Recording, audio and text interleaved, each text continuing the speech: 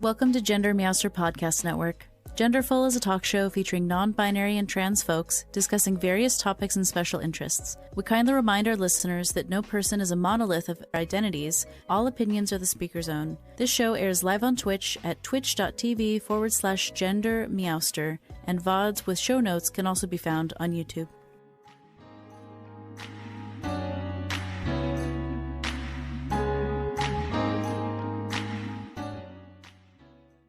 So, we're going to begin this Genderful stream with my trans HRT check-in, and then we're going to switch and start the podcast recording. So hello everyone, I'm GenderMeowster. I use they, them pronouns. And how much time? I think I'm 2 months and 2 weeks on HRT at this point, testosterone to be specific. I wrote down 3 things to check in about today. So the first thing I'm noticing is my skin is drying out. You actually, if you look close, you can see this red here. The corners of my eyes is really having a hard time, and this whole area is having a hard time. So the last 2 days I have been omitting my minoxidil on my face, which is helping me with beard growth and density, because my skin is so grumpy. So I've been trying to treat it really nice with all sorts of creams and salves and what have you. But there's just a lot of grumpy, itchy face things happening right now. I think it's beyond... I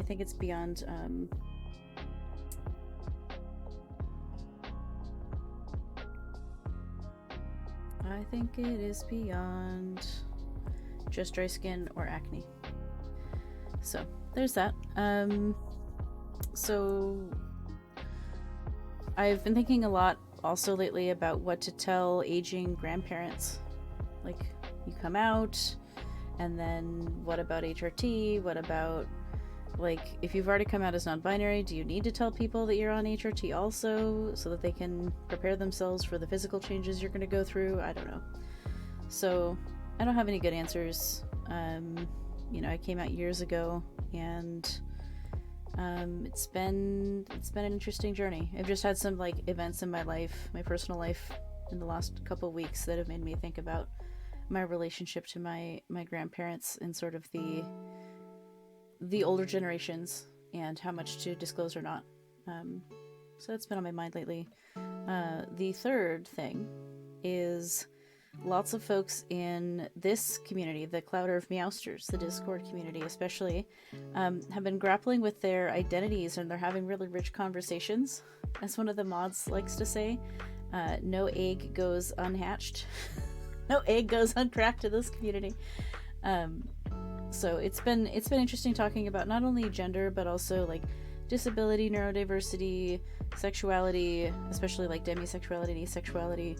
And most recently we've added some stuff about plurality and sort of exploring the different types of plurality and what even is that and who might be those things. So if you're not in the server, I'll do the command so you can get the Discord invite. It's a great space. Just in the last 2 weeks, and I'm not going to name any names, but I think maybe in the last 2 weeks 3 or 4 people have sort of come out about gender stuff, either to me privately or in the Discord space. So it's a space that we're trying to curate to be a safe place to explore oneself, one's identities. So anyway, that's the update for today. I'm gonna turn the music off and we're gonna switch screens here, and then we'll do the podcast intro.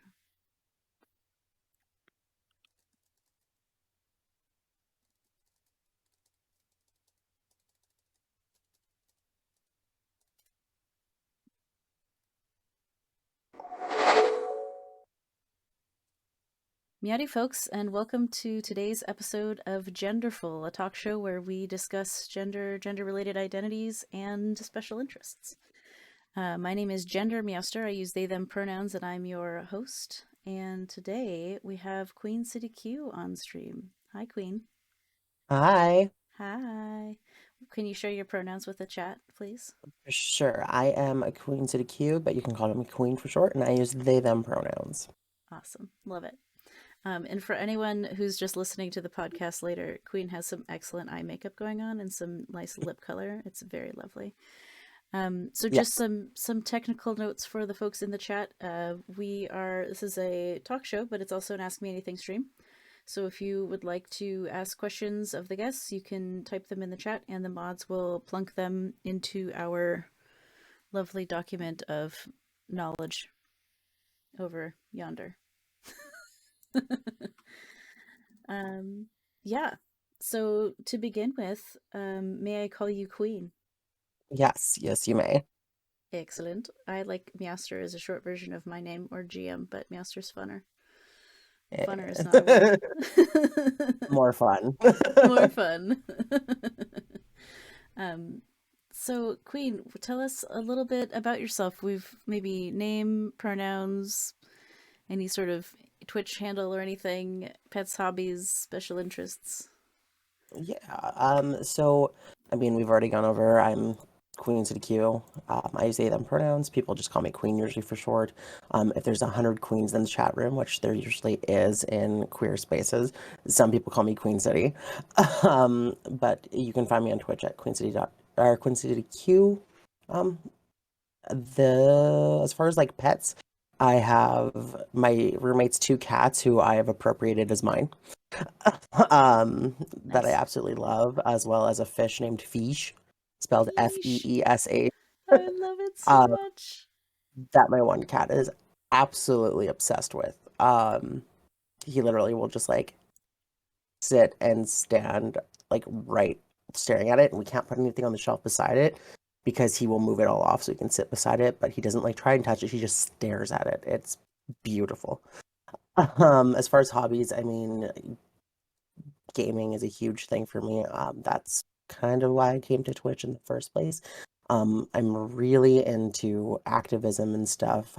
So I volunteer in a lot of boards, especially towards queer rights, as well as recently I've taken a little bit more of an active role in trying to amplify bi BIPOC voices. Nice. Love that. That's so cool. Yeah. Um, Other than that, my other hobbies just consist of basically spending time with the cats.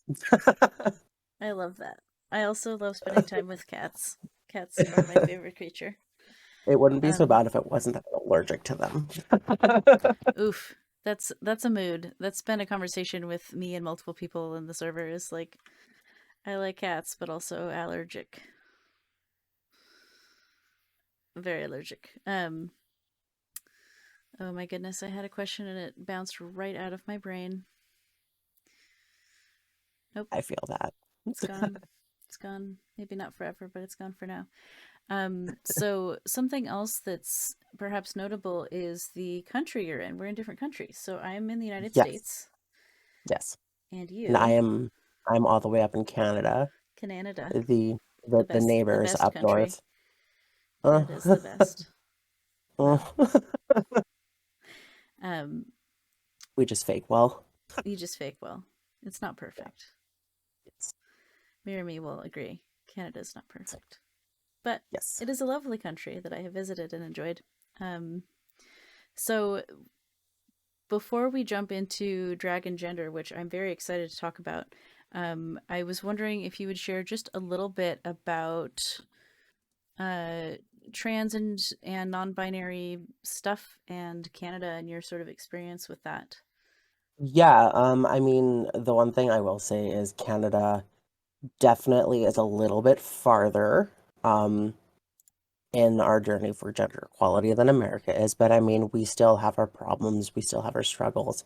I, for one, am lucky enough that I actually have a non-binary piece of photo ID. You can get non-binary um, ish passports as well as health cards in my province, which is really lovely. So with our Health IDs, we cards, actually like your yes, health insurance cards. companies, or I guess you don't. I don't know if you have We insurance don't companies, do but so you yeah, get a the provincial health. health card. So My with your provincial doctor's health stuff is card, all binary gender. I hate it so much. yeah. So on your health card, they'll actually just leave it off. They just won't put anything there if They you want won't it put any non-binary. gender. Yeah, Wow. it'll just be empty.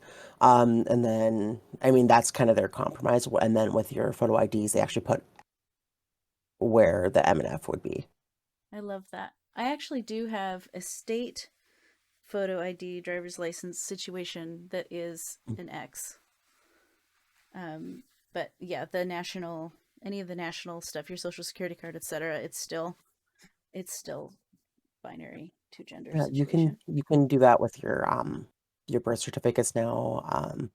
Passports That's so just, I bad. believe, happened where they will not put your markers on there at all, which like leads to other problems because it's unintentionally outing yourself in some countries too, or they think you have fake documentation. But I Okay. mean, it's you know, the battles we have to pick when you're a non-binary is which struggle do you want at that time. Mm-hmm. Yeah. Oh Um, gosh. Once I have facial hair, I don't even admit that'll be a time. I'll have to figure that out. If I want to have an M or an X or what, but I don't think we have X's on our passports right now. yeah, the passport thing is throughout the entire country. As far as identity markers, that's by province, but I believe most of the provinces have already adopted it, but and those that haven't are in the means of making that so. So it's one of those things where they have it or they're actively working on it and not just like it's on the table. Like they're going through the implementation process. And with it being on the passports, that's been a real big shove for our more, say, conservative provinces to realize they Mm-hmm. kind of have to Yeah. acknowledge non-binary people as people. Mm-hmm. We are totally people. It's true. For real. Okay. We're here. We're here. We're queer. We're not going Yeah, anywhere. yeah.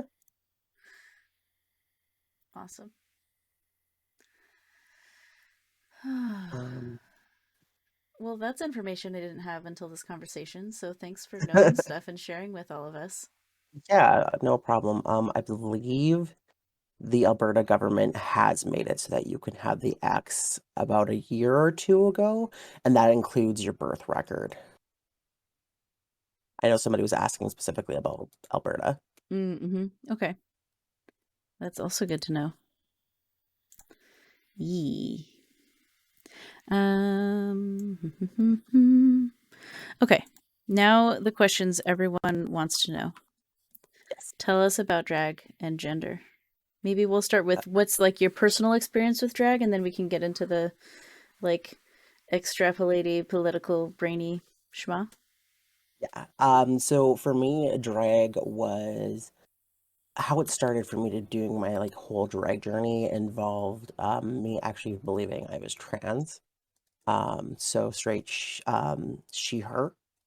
Um, but the thing is, this was, you know, 10 years ago. Um, and I mean, one could even argue this is still relevant, but there is still a little bit of a stigma, even in the queer communities, for people who are trans. So I use drag as kind of a safe way to experiment with my gender, in a way that I didn't feel I'd be ostracized, by my own community, especially considering I had just found it. Um, there's this really weird thing, where we celebrate drag queens, um, Mm-hmm. but we don't cheer as loudly for trans people when a lot of the rights and privileges that we have been getting and that quest for equality that we've been doing is on the backs of trans women. They are the ones lifting us up to get those things, and we are making sure that we're you know, on their backs and they're still below us, more often than not, which is an unfortunate ugly truth that I think not enough people are self-aware enough to realize. Mm-hmm. Yeah, my very first exposure to drag, which I think is most people's, was RuPaul's Drag Race. And upon meeting and falling in love with my trans woman wife, I got Mhm. extremely very grumpy at RuPaul because that franchise is not super about the trans women. No. I mean, I was doing drag, and I'm gonna date myself, pre-Drag Race. So I remember it coming out shortly when I was starting. So it hadn't quite hit its stride yet, but people involved in the drag scene, it kind of came on their radars and everything, and it was very exciting for us to see any form of representation of drag in a multimedia facet, even if it was on a very, very blurry Vaseline filter for some reason. Um, but my thing with RuPaul's Drag Race is it has done good and it has done harm, and people need to realize that Drag Race in itself can be a very useful tool to expose people to queer culture, but it's also a sensationalized view of queer culture, and it's watered down to be more palatable um, for the general masses instead of representing the true world and lives of queer and drag performers as a whole. Honestly, if you want a better experience, watch Dragula, but also that one's also like got trigger warnings with it, but at least it's accurate. Dragula. I have never heard of that. Is it horror based drag? So their thing is they're looking for the drag monster. So Dragula is another drag competition, and it is very much on that horror punk kind of aesthetic of drag, kind of, in my opinion, more closer to the true roots of what drag really is. And they don't care who you are, where you came from, what you did, the whole Backstreet Boys shebang there. Um, as long as you love drag and you're performing drag. You just caught on to that, didn't you? I love that. That's great. A the last year's winner was a drag king. They Nice. have had non-binary people there. They have had a straight person there. They have had bi people, and they have zero shame. And they also have the motto of they don't judge people's drag because it's art, and art is subjective, and all art is valid. They're just judging their art in relation to that competition and how they want it to relate to that challenge, which is so beautiful. And even though it's like the most punk thing you'll ever watch, and the challenges are very extreme, and again, trigger warnings on that one. Um, it shows me the queer community that I truly believe in, and the one that I see on the fringes, and the ones that I want to see made possible everywhere. I love that. I love that so much. Oh my gosh. Okay, random question. Is there a name for a like drag regent? Like instead of a queen or a king, is there a third non-binary drag something title? I just say drag performer. Drag performer. It's a drag performer. And I mean, there's that whole ideology that, drag means dressed as girl. And in my opinion, I always say drag means dressed as gender because it really, that's what it is. Um, it's about taking gender and flipping it upside down, sideways, diagonal, um, and making it something where we can explore gender. We can, we can mock gender stereotypes, not gender, just the stereotypes, and create a more better understanding through an artistic lens. Um, but I mean, another flip side to that is some drag artists don't do that. Mm-hmm. Um, and it's a very hard balance. And as a drag performer, there has been moments that I know I have slipped up just from ignorance, more often than not, but it doesn't, combat the fact that I was ignorant. And I'm very lucky to have people in my life who will check me and, respected me enough to kind of make me question things. And I'm really grateful for that because it's who I am now. Mm-hmm. Um, but not everybody has the fortune to have those friends that when you are blind to something in your lens, Mm-hmm. will point it out. And because of that, you do have some problematic aspects of drag where, they will mock femininity and instead of finding the empowerment in it. And, instead of, making sure that people don't confuse that the trans experience and the drag experience are very, very different, try to kind of appropriate experiences of trans women for comedy or humor and kind of make light of very serious things for trans people. Um, and it's really hard to kind of put your foot down and be that voice to kind of stop it. But that is something that I found very, very important and has put me into certain positions. It's made me walk away from drag temporarily. It's also made me go into leadership positions. But when drag performers are willing to kind of check each other, that's the only way we're going to make change. So you kind of got to be in there and talk to them, level to level and hope that they learn. And if they don't learn, that's on them at their point. But we should be leaders, not people with excuses. Yeah.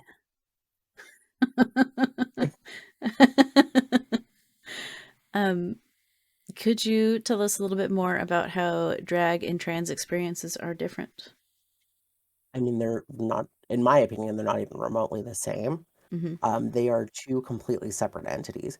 That being said, that doesn't mean that trans women cannot be drag queens. Mm-hmm. Doesn't mean that trans men can't be drag kings. I actually know several people who have discovered their gender through the art of drag.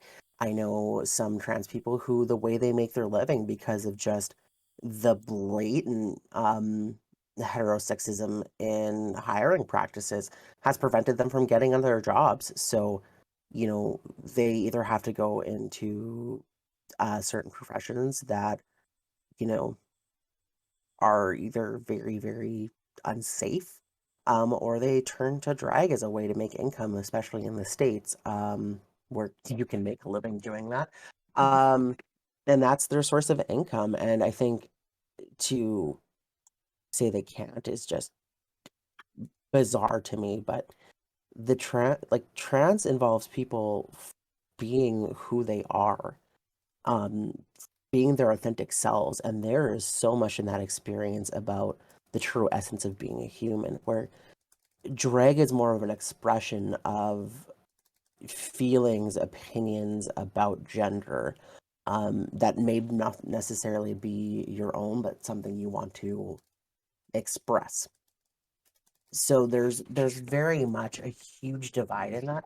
And we have to make those active steps to make sure that people know that that is different.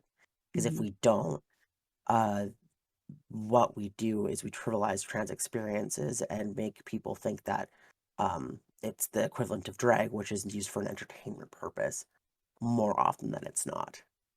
Mm-hmm. Um, so you mentioned we were discussing sort of in prep for this stream about how you've done some drag both in Canada and the US, and you have a whole Yes. story. And I would love to hear your story of being an empress, whatever that is. That sounds so fabulous. I'm so excited. So there's a thing called the international court system.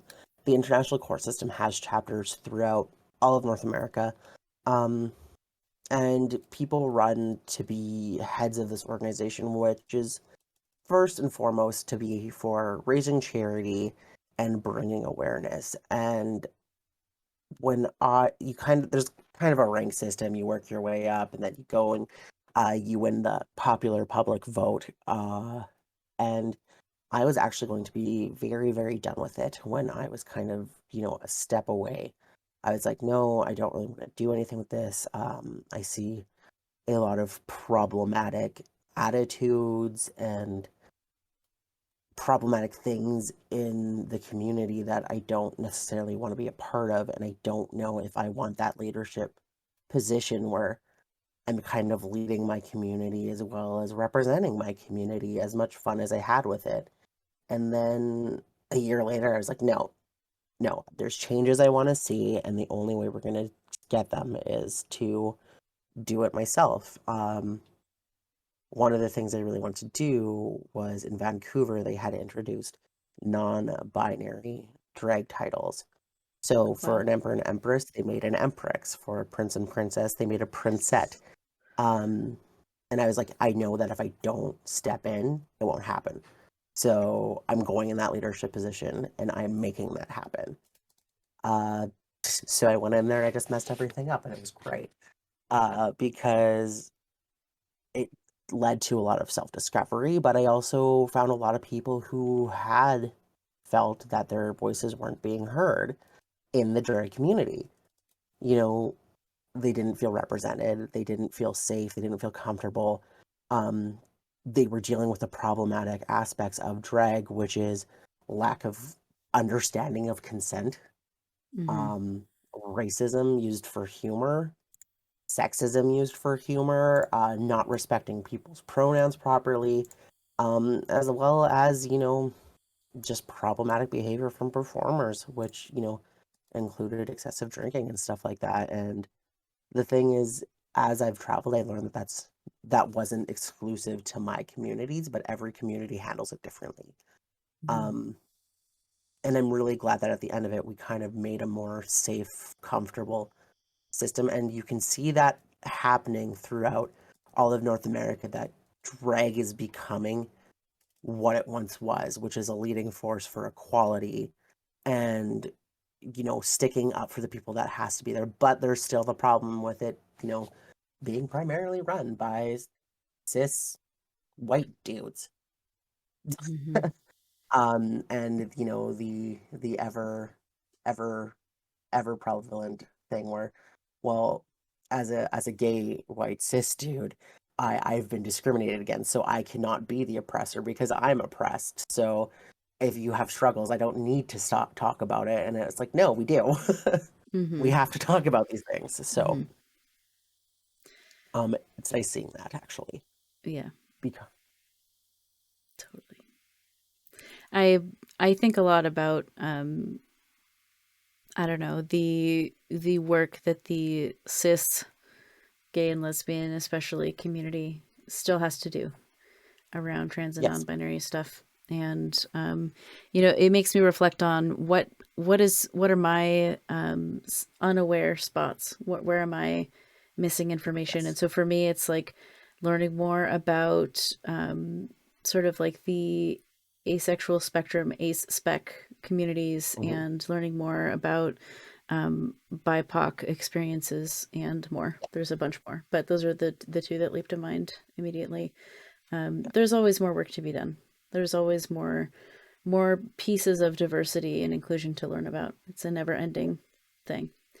And And I find that progress, not perfection, is really the thing I have to keep in mind with those. Otherwise, I just get overwhelmed with the sheer volume of work there is to be done. and I mean, I said this a little bit earlier, but one of the greatest gifts I've ever received is having a friend of a minority group that I was not part of come up to me and tell me when I did something wrong, and Mm-hmm. taking that as an opportunity to learn. And I think there's a lot of people who, when you find out you've done wrong, your instinct is to be defensive and almost be like, well, I didn't do that, or like I didn't mean that to happen. But that doesn't matter. That really Mm-hmm. doesn't. The thing is, you did that, and the fact that somebody's willing to come up to you to tell you these things is a huge sign of respect to Mm-hmm. you It that is. you should not mess up. Yep. And how you don't mess that up is taking from it, learning from it, and don't make excuses. Mm-hmm. Own up to it, because people who are, and I'll do this from a lived experience that I'm sure you've understood as well. Like, as a non-binary person, if somebody comes up to me and they screw up and I tell them, I will be more than happy when I see them go, yep, I did. I will be better, and show me the work that they are going to be better. Mm-hmm. And being that active ally, Yep. opposed to people who's like, well, but I've known you for so long, and like, I'm Mm-hmm. sorry, it's just a slip up. Like, I didn't mean it. It's It's okay. so And they hard. spend, It's not yeah, grammatical. And like, I don't need to hear a 15-minute apology. Right. You're gonna That's make right. it weird. I don't need to hear your excuses because it really doesn't matter. You're basically just doing the, I'm sorry I hurt your feelings, but, and like that but, like the minute I hear that, it's just like, Mm-hmm. wow, Mm-hmm. just own up and like grow. And a lot of the times the people who come to correct you, they don't want to hear an excuse from you because they know they don't need one from you because they're coming up to you because they know that this was just like a temporary setback, that you're not that kind of person to be malicious, and they're wanting to see better. So then just like say thank you for like pointing that out, apologize very quickly. It doesn't need to be a book, Yep. and use it to be the better person that we know you can be. Totally. Yeah, that's exactly right. I love that. These are very Sorry, good I'm real things. loud. I I'm love the really things you're loud. saying. You're fine. You're totally fine. No, I love it. I love it. I guess I'm feeling a little low energy in this moment. It is not a lack of interest or excitement about the things you're saying. Um, um, yeah, there's a reason one of my emotes is a teacup. because you spilled Spilling. the tea. Yes. I don't know much about the drag culture, but that is one of the things I've heard before. Yes. I also And think it's probably not supposed to be called the drag culture. I mean, It's like people saying the Facebook. not the Facebooks, the MySpaces. The Apparently MySpaces. that's coming back. It But I is mean, why. drag culture in itself is a culture that kind of cannibalizes other things. Let's be real. Most drag terminology and culture comes from the underground ball scene that's based out of New York, and comes from, you know, the Black communities of New York and the people of color of New York, and their terminology. And, it come and this is a really weird thing, is most drag culture that most queer people like use and appropriate for our own actually comes from Black women of Mhm. and Black women and women of color, that are emulated by trans women, who are like emulating the women they look up to. And then and this is kind of what I was saying before, and then you have these queer people come in and they go, oh, these trans women are doing this, so I'm going to do this while I'm in drag. And then the drag queen's friends, they're gay, go, oh, my drag queen friend's doing this, so I'm going to do this. And then all of a sudden it's queer culture, but like we took it from somebody. We didn't make that up.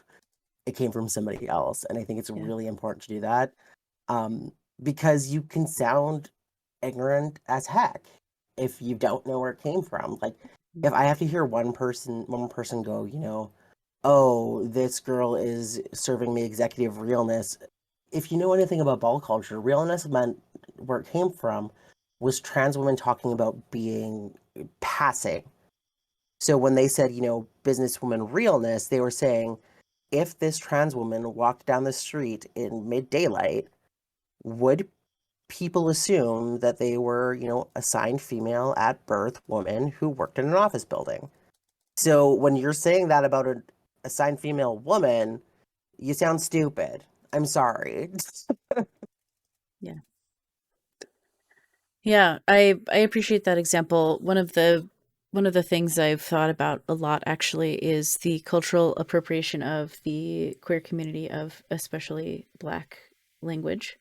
Now there are BIPOC queer people, so not the whole. It's not a monolith, right? So not the whole community is Yeah, appropriating it, but yeah. the volume of cis white gay men who Mm, use uh, African American vernacular English mm, AAVE is alarming to me. yeah. And the thing is, it's fine to have that intersectionality. And the big thing though is you need to know where what you're doing is coming from. Hmm. You know, when Black trans women are using the language that they grew up with and intersecting it with their queer identities, that's fine.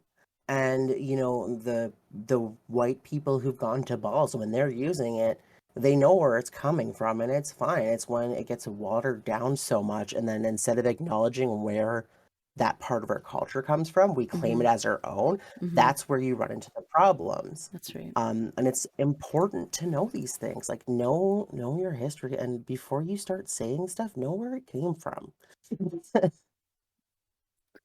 So, are there particular pieces of drag history that you'd like to share with us today? um, I mean, drag has always been a very, very a big part of queer activism, and it's involved throughout our history. There was trans women um who led the way, and then the new drag queens at the time, and trans women led the way, and some of those women were drag queens too. Like they were both, not one or the other, they were both. When it was stuff like Harvey Milk Selection, there was drag queens walking around, there was trans women walking around, there was gay white men walking around. Everybody was there, but drag queens get more exposure, they get Yeah, more attention. they do. Um, so that's why they've always been that vocal face for the community. And I think what some drag performers have forgotten, um, just because they've gotten their education from RuPaul and not from their culture, just because the way things evolved, is when you decide to do drag, you become the face of our community. And because of that, you need to know our history because you become our storytellers. You need to know what the pulse of your community is because you're the voice that amplifies loudest. Mm-hmm. Um, and you need to know our history because somebody's got to teach the children. And they sure as heck aren't listening to Joe Schmo at the club. They're looking at the person who's telling that story through, song and dance and performance art.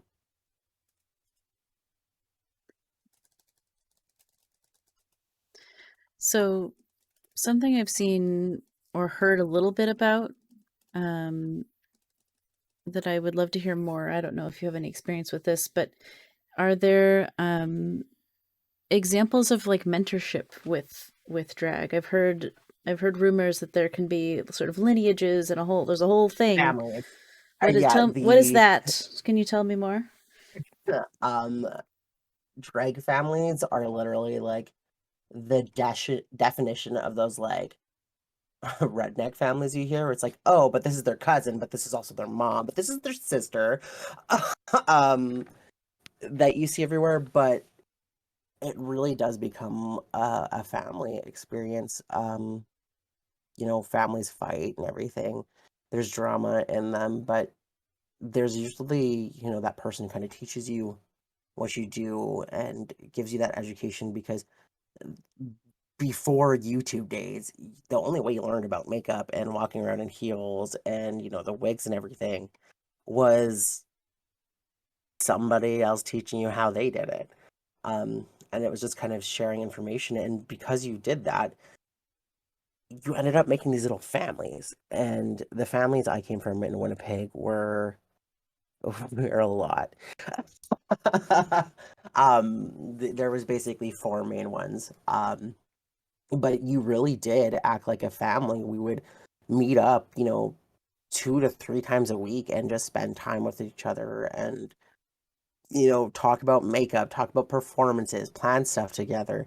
And then we'd also do like extracurricular stuff, and we would do stuff like lion standing, which is basically what it sounds like is we would go out to the clubs on the Friday, the Saturday, some of us the Thursdays. And then everybody would pass out at a house party. It's Sunday at 6 a.m.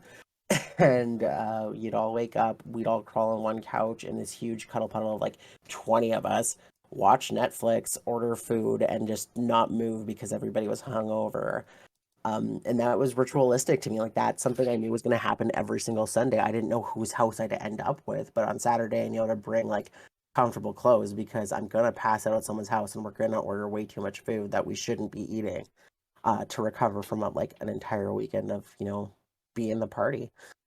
Mm-hmm. Um, and to this day, I still have people who I call my sisters, that I call my mom, and they are like that to me, where, I want to punch them in the face, but they're family. So I gotta love them, mentality. And it fits that way because they're the ones who teach you everything that you wish your parents could have, but they couldn't because your straight parents don't know the queer experience. Yeah. When you have the talk with your parents and they are, explaining their talk and you're not straight, you don't know that stuff. And they didn't teach it in sex ed at all. I still think they don't. But Mm-hmm. then, you would go to your gay parents, and your gay parents would be the ones who'd be like, okay, so the first time, blah, and you're like, okay. I love that. um, I yeah, love the mentorship and the passing on of culture in community. Um, Related to some of the things you were just saying, I wonder if you know anything about any drag queens who are sober and what that experience might be like. yeah, I'm Um, sober. yeah, like what's tell us more. Did, what's that like? So I've been like sober a few times. Like I've gone sober for a year or so, and then I started drinking and partying again, and then I went back to sober, and I've been sober for over a year now. But there's definitely there, and there's the problem with that in drag culture is, I mean, as I've said, when you're in drag, you're the life of the party, so there's a lot of expectations for you to be drinking and celebrating and libations all around, and you don't. Um, Hmm. but there is that expectation, and I mean, I can't say how many times that I've been at the bar and been somebody's been like, "I'm gonna buy you a shot," and like, I don't want the shot, and they're like, "No, no, it's fine. Like, I'm not gonna do anything with it. Like, it's just like a friendly shot." And I'm like, "No, no, it like I don't drink." Yeah. And then people get mad and they get like they feel insulted, but they got to realize that like there's nothing wrong with being sober, and you can party just as hard. Hmm. Your feet just hurt more in those heels. Um, Facts are You facts. gotta pack the anti-inflammatory. Yeah. Actually, there's a thing that we do called fridge shoes, which is as it's exactly what it sounds like. You put your heels in a freezer and then put them on, and it's amazing because it's basically a cold compress for your feet. So if you're wearing more than one shoes, let's say you're at a hotel doing a hotel show, you just throw them shoes in the freezer and then take them out before you go on, and it's like a nice refresher. That is so brilliant. Ah, I wish I had thought about that any time I ever wore heels in my life. Never, not once did I think of that.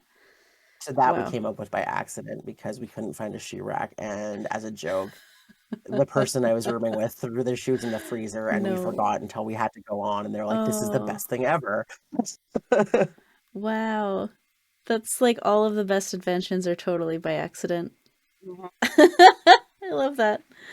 Oh my gosh, frozen drag shoes. Um, I love that so much. Uh, we have several more questions here. Let's see. Um, so let's see. Would you like to tell us more about, or do you have anything more you'd like to say about how drag helped you realize you were non-binary, or do you feel like you already covered that sort of towards the I beginning? mean, kind of. I don't think I got all the way there, but for me, I did drag thinking I might be a trans woman, and it didn't quite match up because I went for, and this was back in the 2000s, where the goal was to be passing. So there was less drama and the makeup and the costumes, and more about being a passable woman. Um, and I did that, and it felt right, but not 100% correct. Mm-hmm. Um, and then I kind of gave it up because just something didn't feel quite right there, and I enjoyed it, but not that much, and it's expensive. Um, and then I ended up coming back to it in the future and playing with it a little bit more, and that's kind of when I discovered non-binary people, and started talking to them, and it kind of clicked in like this is me. This is more relatable, and I was getting more there, and it was getting more there, and it was getting more there. Um, and then the first time I ever received gender euphoria was actually because I had a performance where I ended up having to wash my drag face off because something exploded in my face and I couldn't keep it on. Because drag can be messy. Mm-hmm. Yeah. And so I was in drag from like here down, but here up I wasn't. Um, and all of a sudden, like I was feeling better. I was showing my real face and not this mask that I was putting on for entertainment purposes. Mm-hmm. And, it was starting to feel right and I felt euphoria. And it was this amazing Nice. experience. And I had a friend there and I like was starting to like weep because I had never felt it before. And it was just like such an amazing sensation. And then somebody came up and told and made a joke about me looking like a rough dude in a dress, and it just went, um, which is like, Boo, transphobic jokes, boo. yeah, and I mean, I think like in this is one of those things where we have to make that that differentiation between like drag and gender. Is they thought it was a joke because drag, but not in it anymore, but in the clothes, like ha ha ha. Um, but they like ruined that moment, and I've always told somebody that there's a thing worse than gender dysphoria, in my opinion. Um, and I didn't understand it when my friend said it at first until I experienced it. It's when you get gender euphoria and the moment it goes away. To me, that was worse than having dysphoria because dysphoria is kind of like this small, dull pain you live with every day. Mm-hmm. And then when you have euphoria and it goes away, it's that knowing what good feels like and then not having it anymore. And Yep. that stung so much more and I was not ready for it. Yeah. Because at least with dysphoria, I was ready. That's how I feel every time I turn off the Zoom meeting and I see my face in the mirror and the Zoom beard is gone and I'm back to this. I'm like, Yeah. oh, I was so handsome with the Zoom beard though. I get that. Um, so Wholesome Abbey wrote, I remember a post from a few years ago about the lack of non-bar queer spaces. Like, there are gay bars, but rarely do you find a gay bookstore. It's hard to find those places. So my question for you is, where besides bars have you done drag? Queer bookstores, queer gaming spaces, anything else like that? Have you? I don't know if you have, but I would love to hear about it. A park?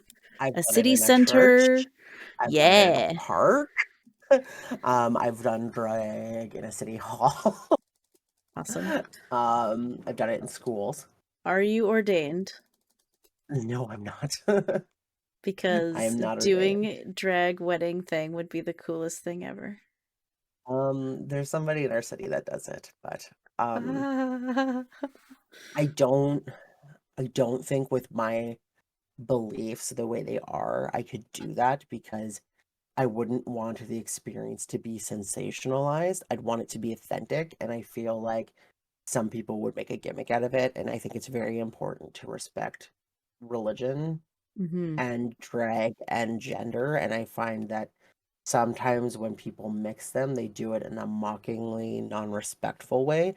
Hmm. And as much as I believe I could do it in a respectful way, I don't necessarily feel that some of the attendees would. And that's not a line that I want to cross. That Um, is a nuanced and very fair point. so that's just my opinion on it. But yeah, like I love it. And the biggest problem with a lot of times having drag in non-bar settings is some people do drag as their sole purpose of income. And when there's no further income coming in from it, they don't want to do it because, an artist time is money, pay your artist full price. All artists, not just Yeah. drag artists. Yep. Mm. That's right. Um, but if you can't make the money for it, that's where your problem is. Oh, I've also done drag in a library. I Nice. forgot to add that one.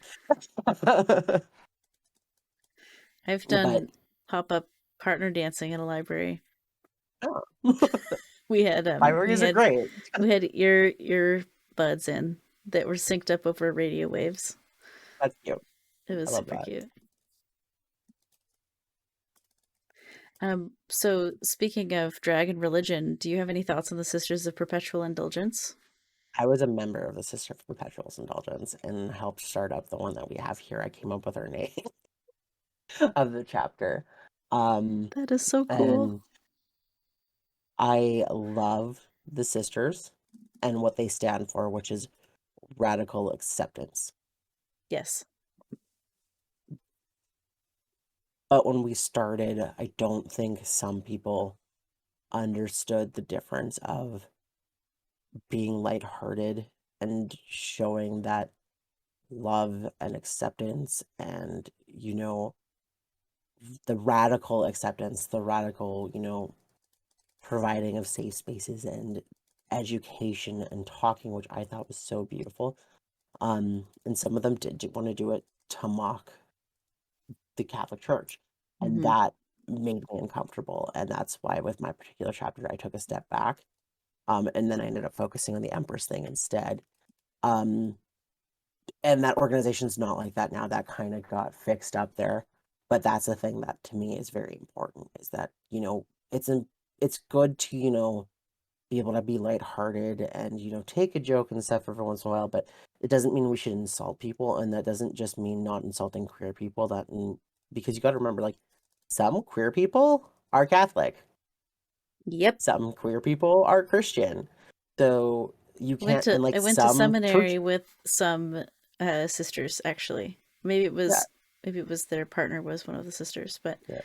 yeah, And like I've met them. some They some exist. churches are some churches are queer accepting, and we can't Yeah. just mock them because you also got to remember you're mocking people in our community too. It's like those people who mock you know bi couples on the street at Pride and say like we shouldn't have straight couples there, not realizing those are two bi people or that is a trans woman there and that is a member of our Yeah. community that you're mocking because that's just Yeah. your lived reality. Yeah. And like It's totally a thing. Like I'm transmasculine and my wife is a trans woman, and the longer I take HRT, the more like a cis couple we will look, but we are yeah. so queer. Yeah, and like that's why it bothers me so much when people are like no straights at Pride. I'm like trans people can be straight. Yeah. But that's a whole thing about the farther back on the alphabet you get, the less acknowledged you get, which Yep. I can write a book on that one. I believe it. It's so cool that you helped to start a local chapter of the Sisters of Perpetual Indulgence. Yeah, the Breadbasket Sisters. I could just cry. That And makes like me so happy. I like we like trust me, we did the sacrilegious jokes and stuff behind us. Like we joked about, saying the body of crust. Oh, funny. Um, you know, so it's fine. But again, it's just you gotta remember that just having your fun doesn't mean you should have to knock other people down. Yep. Um, especially if they're not necessarily somebody you agree with, doesn't necessarily mean that they're wrong for having those beliefs. Some of them are, but not all of them. Yeah. Yeah. Hmm. Do you want to tell us more about um your efforts to make non-binary drag more of a thing in your city and the spaces that you curate or participate in? Yeah, I think it's really inclusive. Like it's really important to try and always be inclusive, especially and this is a really important thing. Just because there is not a visible non-binary person in the room or a visible non-binary performer in the room doesn't mean you shouldn't acknowledge them because they could be in that room and you're stopping them Mm-hmm. because you are showing you don't give a heck when they're not around. Um, Yep. you know, there's a huge thing where, especially with people who are a little bit older, a little less educated, um, who do things, where they only, they say ladies and gentlemen, or as times evolved, they've tried being more inclusive by saying ladies and gentlemen and all other people, but for so long, the only way that ever came out was usually by a punchline. Mm. Um, and when I do shows, if I see anybody do that, I will scratch out their like introductory card. I will take it and I will scratch it out, usually in front of them and be like, not funny. So, we'd have people who'd be like, oh, ladies and gentlemen, and this person. And I'm like, and I would go and I'd go to them and be like marking it out. And I'd be like, so this is why we can't do this. Mm-hmm. Because what you're saying is that this person is a joke to you. Yep. And that if you're not male or female, you're a joke. Yep. You're not intentionally trying to say that, but you are. Mm-hmm. And then you'll get those people who are like, well, it's too many words. I'm like, say y'all, say everybody. I Yep. said hello heathens. That was my thing. I always said hello heathens. I love Um, that. it's not as challenging as people think it's gonna be. But it's so small, it can mean so much to so many people. If I ever did drag, I would greet everyone, ladies and gentle them. See, and like even that, there's some non-binary people who hate it. Yeah. I'm one of them. I will obviously say I do not like ladies and gentle thems. The only reason for that is because I still feel like I can put non-binary on us like on a male female spectrum. Um, and there's some people who need to get out of that mentality. Mm-hmm. Won't. Because I've said that and like I've honestly had conversations with people who are like, well, then it's still like a boyish or girlish. I'm like, it's neither. Mm-hmm. So that's why I have a problem with that is because I've had to have those talks and it like there was a while of me being like, okay, I need to stop doing this because some people are dense. Mm-hmm. It One will be of really one of my favorite greetings is meowdy folks. see, I love that. Like I love when it's like I love stuff like that. Especially if there's puns, but that's also in like the card, right? Like there's the whole like non-binary thing. It's like you gotta love puns and you gotta do finger guns. Like you don't have an option. Hey. It comes with it. They're like, oh, you're non-binary. Here's your book. Here's your instructions on finger guns, and you're gonna like puns now. We like puns so much, it's one of our 5 tier 1 emotes on this channel. Exactly. Yeah. Oh, it's so good. I always love me a good one like that. But that's the thing is you can actually do so much more just by like making a general statement. Um, Also the whole idea of just being like formal and saying like ladies and gentlemen or dear mister and all that stuff to me just seems stupid because there's no reason to do it. Mm-hmm.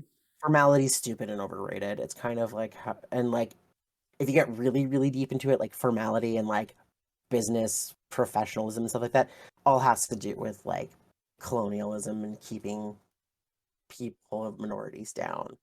Um, by it's really really long, but it has to do with keeping people uneducated and then making it so that people who are not as educated because they don't have those opportunities given to them stay down and never have the chance to. And it's yeah, there's papers and stuff.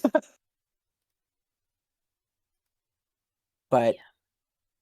a lot of that kind of stuff like Mr. Miss and like Ms. has to do with patriarchal stuff and I Ownership of like people, marital status, and exactly ownership. exactly like just start saying y'all, start saying folks. And like, I'm not the hugest fan of the term partner because I think there's much better things to say, such as smoosh face. Um, but I do like it in comparison to like Mr. and Miss. And the only reason I don't like partners because it sounds too formal. I like stupid stuff like smoosh face. Smoosh face. So my wife and I are married, and since I'm non-binary, the husband and wife words don't apply to me. Yeah. So we came up with the word infinite.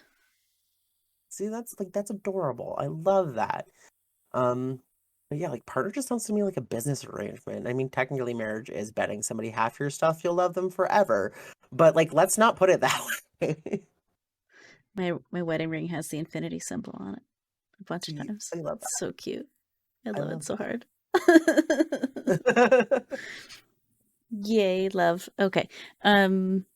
Well, the other question that we got from the chat, I saved for sort of towards the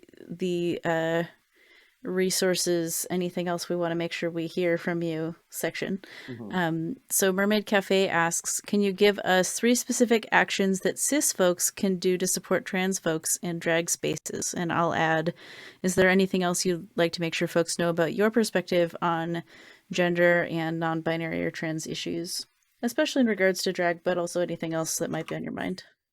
Yeah. So with cis folks, don't assume everybody in that space is drag queen or drag king just because they don't look like what you would consider like a passing person. Um, don't. Um, you'll know if somebody's a drag queen or not, but like don't just assume all the time because I've definitely seen trans women enjoying a drag show, enjoying their space, and having cis people go up to them and be like, "When are you performing?" And Mm, like watching that joy come out of them yeah. because they felt that they weren't being, you know, treated respectfully as their authentic selves and that they were just somebody to watch in the show. And not saying that this is the way that they people might necessarily feel, but you know when you want to just live your life, you don't want to feel like you're supposed to be in the center of the limelight, so Mm-hmm. just don't. um the other thing you can do is when you see transphobia in drag spaces, even if it's the drag performer, call that shit out after you have made sure anybody who seems upset or feels unsafe is taken care of. And this is important for anything. Anytime any form of oppression happens, whether it be a racist remark, um, you know, a physical altercation, any heterosexism at all, a lot of people's reaction is to fix the problem. Your first reaction should be the person who is harmed, make sure they are safe. Make sure they feel safe and comfortable, then deal with the issue. Because if you're so busy trying to deal with this issue that that person is still in that harmful environment, you're not helping. In fact, most times you're making it worse. Yeah. So always do that. And then the last thing I would say is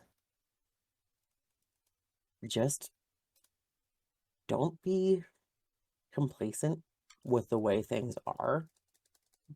Don't, and like this is going to be something that might be controversial.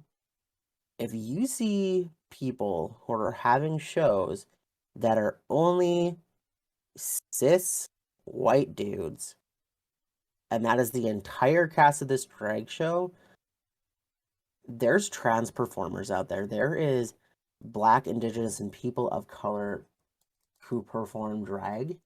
If they're not there, there's probably a reason, and you might want to reconsider supporting the all white AMAB drag show because there's probably a reason that there's no representation in that show. Question it always, and don't be scared to be loud about it because sometimes it'll just be like, you know, they have, a bi-weekly rotation and it just so happened that those were the 3 people on it or whatever. But if you're noticing they're doing a monthly show with a rotating cast and you never see a person of color, you never see a trans performer, you never see a female performing, whether it be a female being a drag king or a female doing drag queen or non-binary, you should probably evaluate that show. Mm-hmm. Yeah. Yeah. So I think those are really great suggestions. I appreciate them. Um, we have a question from Awesome Chips with 2 Z's. Coming from an NB who's used to thinking of drag as kind of binary, how does one participate in drag if you don't enjoy the terms drag queen and drag king? We kind of They kicked should. around drag performer earlier. I usually tell people drag performer, drag artist. Um, you know, and like when I talk about events, I've started making a very, very conscious effort, and I still mess up every once in a while too, to try and say like we have drag performers going to be here, not oh we're gonna have drag queens and drag kings or whatever. Like just say drag performers. I think sometimes we get a little too worried about trying to include everybody by adding more words, where sometimes adding less is better. So that's why like get rid of the king, get rid of the queen, just say drag performers. That's everybody. Everybody. Just like folks is everybody. Yeah. Yeah. I Um I still feel partial to the idea of a drag regent just because I want to be royalty as well and not just something like a performer. yeah, see, the only reason I don't like regent is because like with the emperor thing it does mean something. Which Oh, additional terrifies me because if I ever context was regent, that would mean I'd have to do it again, and I glad I did it once. about But monarch. yeah, like Awkward. when we Suggest talk monarch. about like our emperor, empresses now, we say the monarchs. Like our language is the monarchs. Um, and then like for prince, princess, princess, it's highness. For duke, duchess, duchette, it's grace. So there is like different wording you can use. So like you could say drag monarchs, and that's what we use in the ICS when we're talking about like all three. I'm trying to write all of those down. Duke, Duchess, I can Grace. definitely write it for you. So for duke, duchess, duchette, it is grace. For prince, princess, princette, it is highness. And for emperor, empress, emprex, it is the monarchs. Whoa. And like if y'all are interested in the ICS, if you're in a bigger city, you probably have one. And that's pretty much everywhere in North America. There's even a chapter in Mexico. There's one in Hawaii, and I really want to go to the like events in Hawaii because apparently they like are at resort inns. Um, but like check them out. You probably have a local chapter of the ICS. And if anybody wants to reach out to me and has questions about it, definitely reach out. Um, it's a lot to go in, but I think it's really cool that their focus is, education, representation, charity, and almost every single one has a scholarship program. So if you are a gender diverse person looking for money for school, they probably have a scholarship program, and probably not enough people sign up for it because that seems to be a problem with all of them. Get that coin, you deserve it. So you're telling me I could learn to do drag in a family of drag performers, and Mhm. then they will all work together to raise money through the international court system for various drag performers to apply to go to school. Yeah. Depending on what What chapters you're in. a family. Yeah, it's a really and like I have met so many amazing people through the ICS, and that's why I've traveled as much as I have, and I've gotten to experience queer communities by the queer community, and not by, here's the travel guide. Um, and the thing is, you don't have to be you don't have to be a performer to volunteer, to get the scholarship, anything.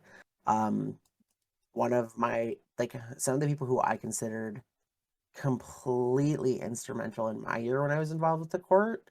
Um, Never performed once, but they like if I didn't have them, I wouldn't have made that money and I wouldn't have done the good I did, and I probably would have had more of a mental breakdown than I did. And I would say of the scholarships we ended up giving out, maybe like a quarter of them even performed. Wow. That's so cool. I want to cry again. That's such good news. Do it. Um, and I mean, like, yeah, if anybody wants to find out if they have a local chapter, they have a website, and it's a stupid one because I hate what it's called, but I'll figure out what it is. It's a .org. Um, but you can do that or just reach out to me. I'm pretty easygoing. If I don't get back to you, I'm probably sleeping. Um, I'll be honest, that's usually what it is. I am leaving spots in our show notes for these hyperlinks for folks to look at. So if you get a chance to send those over, then I will add them to the show notes, and they'll appear both on YouTube and in the podcast show notes. So their scholarships would all be done directly through them. So you just have to find your local chapter, which you can find there. Like they have a section where you click in there, you can see the court calendar, you can see the projects they have going on. They work really hard with the Harvey Milk Foundation, the Trevor Project. Our founder actually there's a memorial on at Stonewall Oh wow. for people who've kind of moved forward the you know the rights movement, and the person who started the organization, Jose, um, in San Francisco, their name is on it. Oh So wow. like it's been doing good work for a while. um, and I mean with COVID, it's of course been a little bit harder, but Mm-hmm. the, with any organization, there's always issues. But the thing is, you will usually find somebody in that organization who, at least one person, if not a multitude, who they don't care about, wearing jewels. They don't care about, making themselves have a fancy title or sound more impressive than they are. That really just want to help their community and see it grow and foster. Um, and even if they seem busy or whatever, if you reach out, somebody's gonna be more than happy to help you and take you under the wing and try and at least point you in the right directions to show you the ropes. At least that's what I found, because when I was, an 18-year-old Gaby, that's where I found my community. Was I found those people who were walking around in these crowns and stuff, not knowing what the heck they were doing. Um, and they kind of took me under their wing, and that's kind of how I became who I am today. I And love some of my that. best friends come from that system, because overall you know, it's a bunch of people throughout all of North America who just want to make a difference for their community. And it's beautiful, really, that there's an organization with so many members who just want to make a difference. Wow.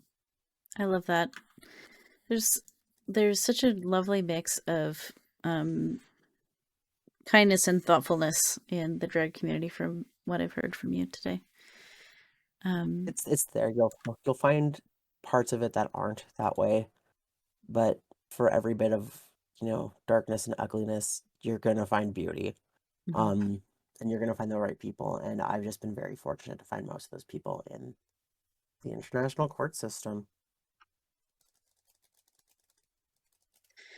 So I've added links for the Jose Julio Saria International Scholarship and the Boulay Brothers Dragula to our um, notes for the stream.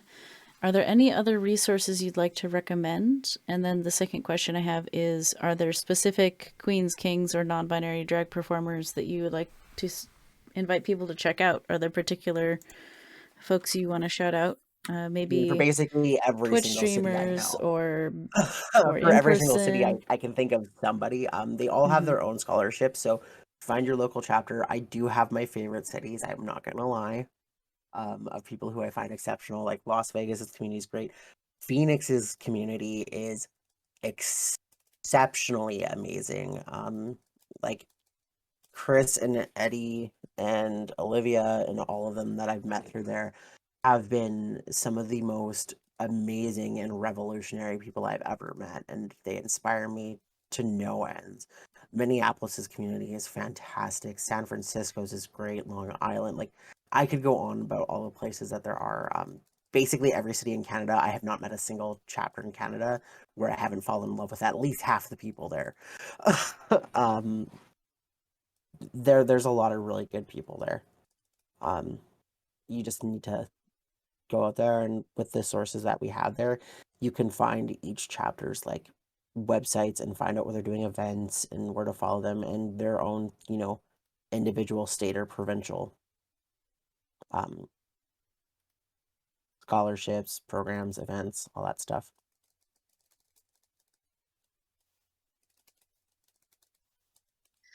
And I believe it was maybe 2 years ago, the titular had actually made it official that like it's everywhere. Like the gender neutral titles are just recognized everywhere. Places who weren't doing it, they're doing it now, whether they like it or not. So, we've come a long way. That's so awesome. I love that. Well, we're getting up towards the hour. We maybe have time for one more question from the chat, but in the meantime, what would you like to promo on stream today? What do you want to tell us about? What are you up to? How can we support you and shower My you with my love? my biggest thing that I do is I'm on Twitch like 5 days a week. I do different themed months. So I have horror theme nights. I have a monthly changing theme night. I do retro nights. I do stuff like that. So I do seeming like right now we're doing our halfway to Halloween, so I'm playing twice as much horror as normal. So like half my content's horror right now, but it's not necessarily. Um, and then I also do a podcast every second Sunday, which you're going to be on I in the am. very, very near future. We're going to be talking about Dungeons and Dragons. Yes. But it was Tabletop just games a in general, but yes. yes. But it was a podcast I made because I wanted to make a space where people who, are in the gender, sexually, and relationship diverse communities can be together in what we are passionate about, where we can talk to each other without having to explain everything all the time and having to be on education mode. Because like I have no problems doing it, but it is also very tiring for a lot of people. But I wanted a place where we, instead of being, defined by our traumas and our trials and all the things we go through, we can just be passionate about what we love. Mm-hmm. So do we talk about political stuff and gender stuff? Yes. But mostly the focus is just like, let's talk about how we are amazing people with these passions that put us in these nerdy, geeky spaces, and focus on that because we just deserve a place to just be. Um, and we have had some really interesting topics and conversations on that one. Like, we've definitely done a panel where, because we usually do a tier list, where we did a tier list of all the Animal Crossing support characters based on their thirst art. So we do have interesting content. So is your But podcast 18 plus then? yes, I do. It is my entire channel is 18 plus, just because I do play horror games and I do get scared and I do drop F-bombs when I'm terrified. Um, That's fair.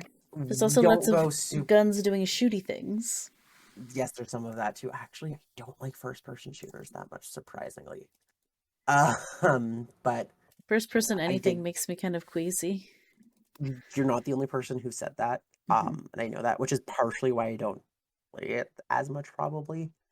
Um, but yeah, it's just a place I wanted to make that was, cool, fun, relaxed, and we could just be our nerdy queer selves without the focus being our queer selves. Because that's where I find most of the stuff when you go into like a nerd culture and stuff like that, and you're gonna see it a lot in the next month. How it's gonna Mm-hmm. be like, okay, we're gonna talk about RPGs, but as a gay person, gay, gay, gay, gay, gay, gay, gay, gay, gay, gay, gay, gay, gay, and you're like, but I wanted to show you my dice collection. I'm very um, tempted to grab my mountain of dice that's right there, but I will wait until next Sunday. We'll do that on your yes, it'll stream. be really funny. I actually have a really cool set of dice my friends made for me that have she shells in them. Which I That's will so definitely cool. showcase.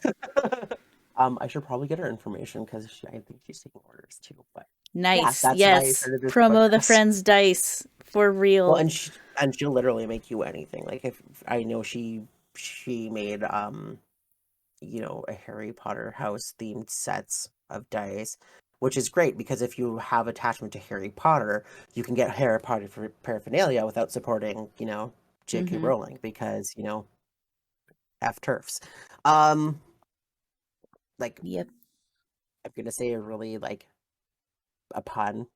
Um, what do you call it when you put J.K. Rowling in a rocket and send it into space? What do you get? AstroTurf. Ah, AstroTurf. All I love it. right. I missed the Sorry, F on but my typing it, but that's fine.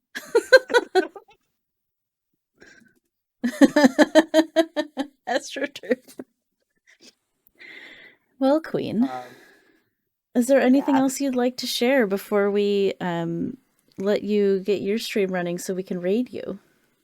No, I just, you know, if anybody wants to reach out for me, you can meet me in GenderMeowster's Discord, or you can go to my Discord, or you can just send me a DM.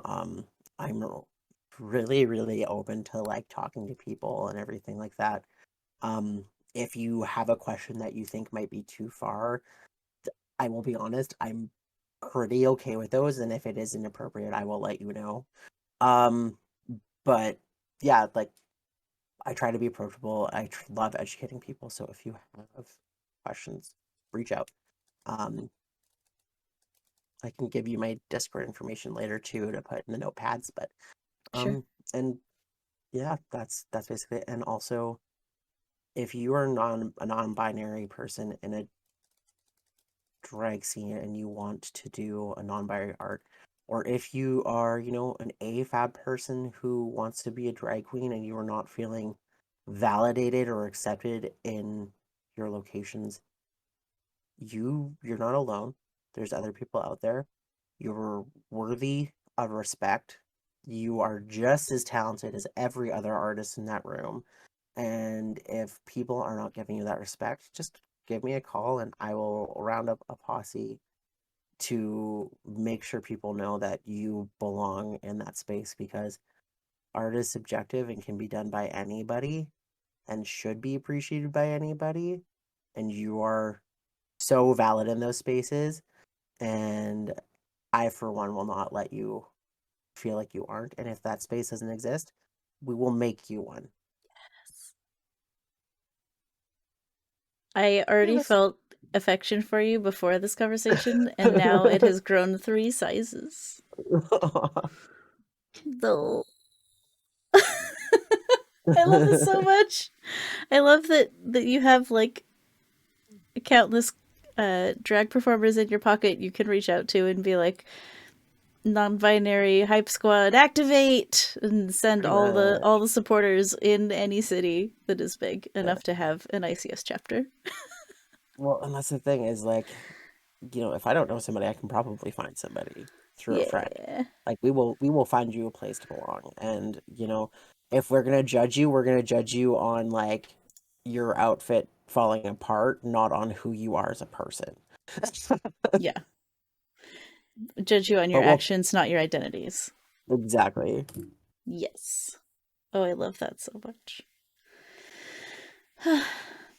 All right. Well, shall I let you get your stream going and I will quietly vamp while you get your stuff sorted out? Yes, I will see Awesome. you all around in a little bit. Thank you. It's been a pleasure having you here, Queen. Thank you so much It for was a joining us pleasure today. being here.